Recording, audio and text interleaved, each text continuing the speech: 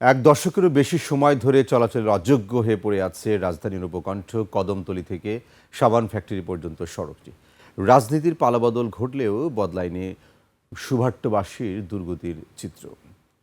ভঙ্গুর যাতায়াত ব্যবস্থায় তাদের নিয়তি হয়ে দাঁড়িয়েছে। বারবার অভিযোগ করেও মুক্তি মিলছে না দুর্বিষহ যাতায়াত ব্যবস্থা থেকে।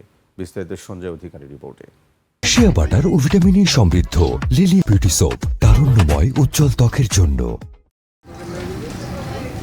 দক্ষিণ কেরানীগঞ্জের সুভাড্ডা এলাকা সাবান ফ্যাক্টরি রোড নামে পরিচিত। রাস্তাটি দেখে বোঝার উপায় নেই এখান দিয়ে কোনো মানুষ বা যানবাহন চলাচল করে।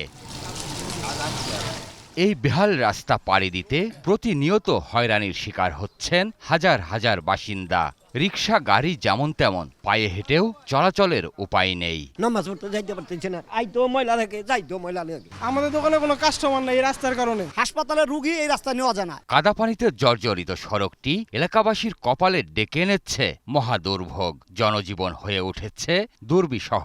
এই রাস্তাতে যদি রুগীও যায় সেই রুগীটা আরো মনে করেন ভয়াবহ একটা অবস্থা হয়ে যায়। বহুত অসুবিধা ভোগ করতেছি আমরা। স্কুল কলেজগামী শিক্ষার্থীদের জন্য এই রাস্তায় চলাচল করা রীতিমতো যুদ্ধ জয়ের শামিল। আর বয়স্ক ও অসুস্থদের জন্য যেন মৃত্যুকূপ হয়ে দাঁড়িয়েছে সাবান ফ্যাক্টরি রোড। পুরো আমাদের রাস্তা দিয়ে এনে পড়ে যায়, দুর্ঘটনা ঘটে। বৃষ্টি হইলে রাস্তার ভিতরে আডু সমান পানি হয়ে যায়। কাদাটা নিয়ে অনেক সমস্যা হইতেছে আমাদের। ছোট বাচ্চাগুলা সকালবেলা নিয়ে আসলে স্কুলে কেদা মাখানো শরীর নিয়ে যেতে হয়। প্রশাসনের বিভিন্ন শাখায় বারবার তাগাদা দিলেও কাজের কাজ কিছুই হয়নি। উল্টো ভোগান্তি আরও বেড়েছে। উপজেলা পর্যন্ত গেছিলাম আমরা, যারা ইয়াং পোলাপান আছি এলাকার, তারা গেছি, তাও কোনো রেসপন্স নাই। ডিসি সাহেবের কাছে আমরা স্মারকলিপি দিয়েছি, টিওনের কাছে বারবার গেছি, এটার কোনো সুরাহা আসতেছে না। কোন অদৃশ্য শক্তির কারণে রাস্তাটি প্রাণহীন হয়ে আছে বছরের পর বছর ধরে, তা এক রহস্য এই সরকারি কর্মকর্তার কাছেও। আমাদের পক্ষ থেকে আসলে সবসময় গ্রিন সিগন্যাল আছে। আমরা চাই রাস্তা খুব দ্রুত হোক এবং জনভোগান্তি লাঘব হোক।